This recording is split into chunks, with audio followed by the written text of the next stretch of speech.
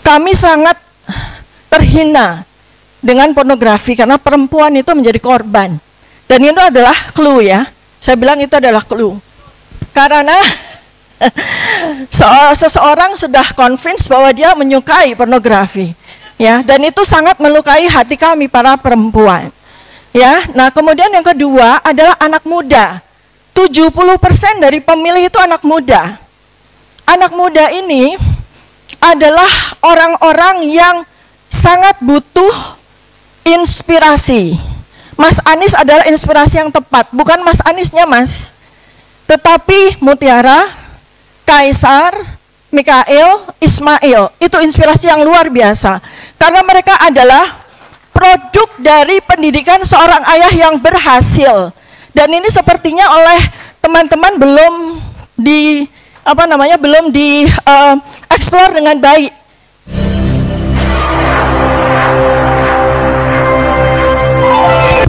Bismillahirrahmanirrahim. Assalamualaikum warahmatullahi wabarakatuh. Masih.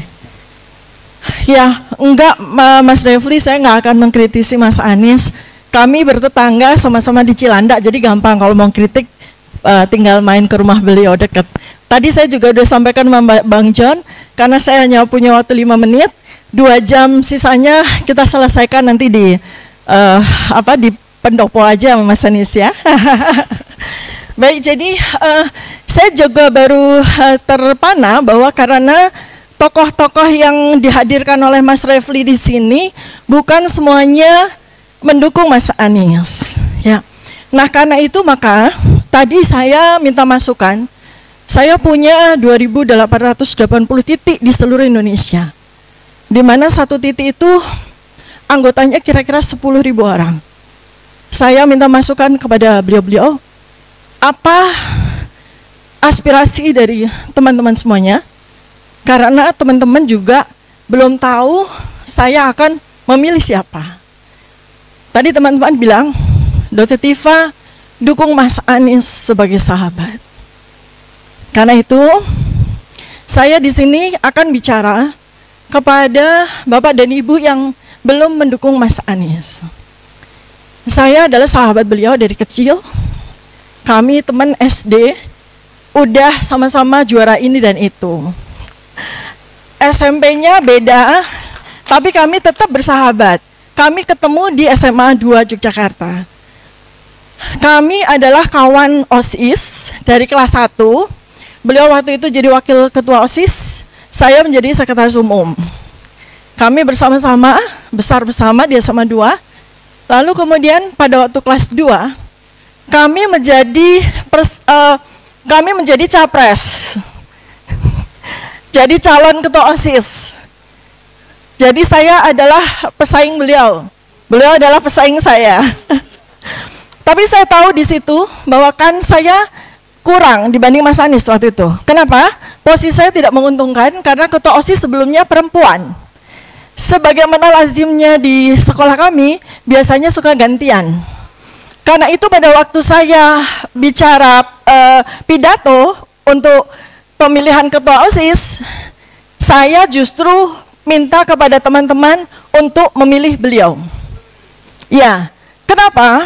Karena selama 1 tahun kami bersama di OSIS, saya melihat bahwa Mas Anies memang dipersiapkan menjadi pemimpin besar.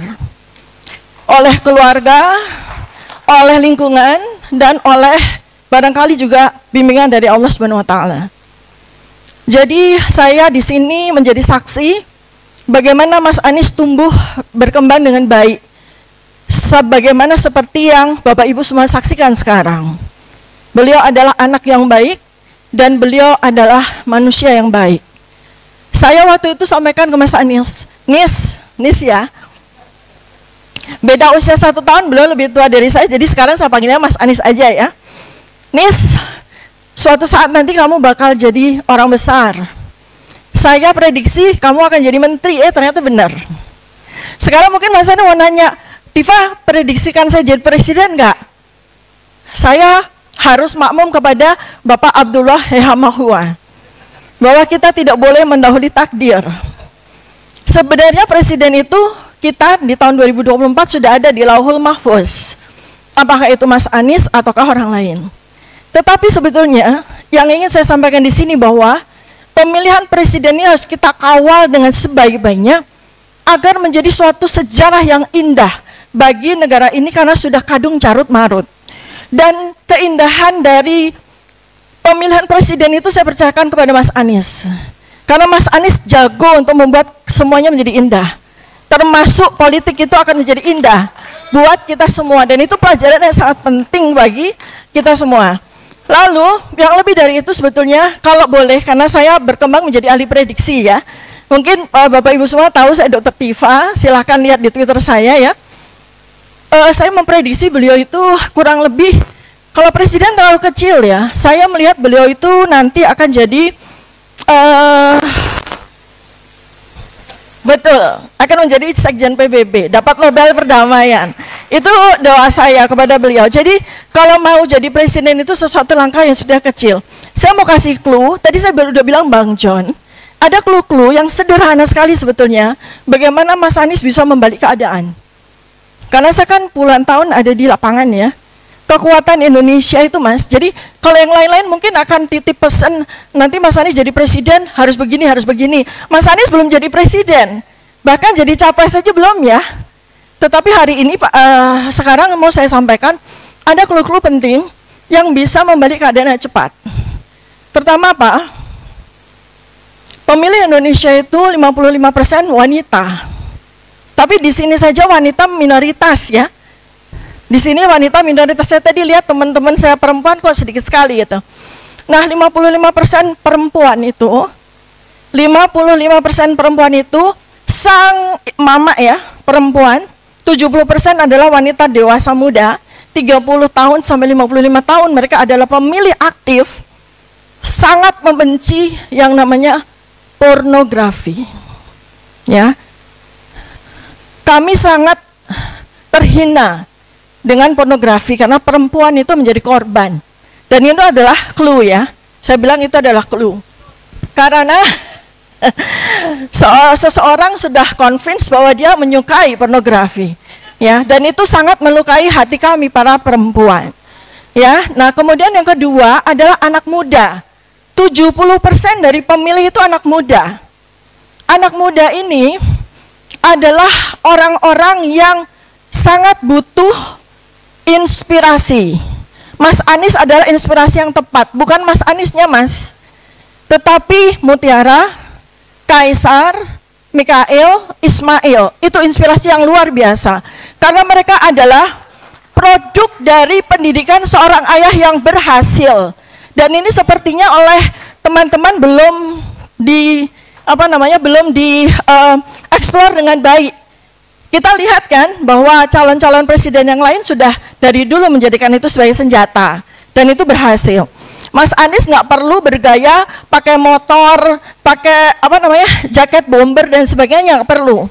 Karena Mas Anies itu udah punya suatu stereotip bapak kebapakan ya. Jadi nggak perlu harus ganti baju yang aneh-aneh seperti naik motor moge dan sebagainya, nggak perlu. Mas Anies perlu menunjukkan saja kepada anak muda, saya akan menjadi ayah kalian yang akan mendidik kalian sama seperti saya mendidik anak-anak saya, gitu ya. Lalu anak muda itu butuh dimengerti. Mereka itu butuh dimengerti karena terus terang anak-anak muda sekarang ini praktis yatim piatu. Kenapa saya bilang anak-anak muda ini praktis yatim piatu? Karena mereka itu dididik oleh orang tua yang IQ-nya reratanya 78. Bayangkan, anak-anak muda sekarang ini yang lahir di atas tahun 2000, tahun 1998 ya, sampai dengan sekarang itu, mereka menjadi anak muda yang jadi calon pemilih, itu dididik, dirawat, diasuh oleh orang tua yang IQ-nya 78. Bayangkan, kenapa kok bisa begitu? Karena angka stunting Indonesia itu 40% dari tahun 1945 sampai sekarang. Artinya anak-anak muda dilahirkan dari orang tua dengan IQ rata 78. Nah, makanya ini beban berat sekali ketika capres nanti. Orang-orang yang IQ-nya itu rata-rata 78 akan sangat mudah dikasih amplop 20.000 aja mereka mau coblos, siapapun juga yang kasih amplop itu.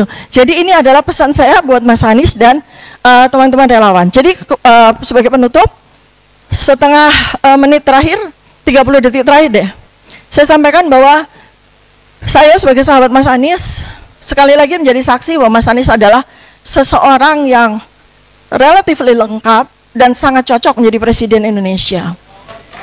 Ya. Seandainya Anda ingin mendukung, maka kita dukung dengan fulfill, dengan mengharapkan ridha Allah SWT. Dan Mas Anies, sahabat itu ada dua. Kelompok pertama adalah yang senang memuji, kelompok kedua adalah sayang dengan mengkritisi. Saya adalah bagian kelompok yang kedua. Mas Anies tahu persis dari sejak kecil. Maka saya mau dilibatkan oleh Mas Anies, saya akan tetap sebagai pendukung yang kritis, saya tidak dipakai, saya pun akan ada di luar gelanggang dengan sangat kritis. Demikian yang bisa saya sampaikan, mudah-mudahan bermanfaat. Assalamualaikum warahmatullahi wabarakatuh. Makasih.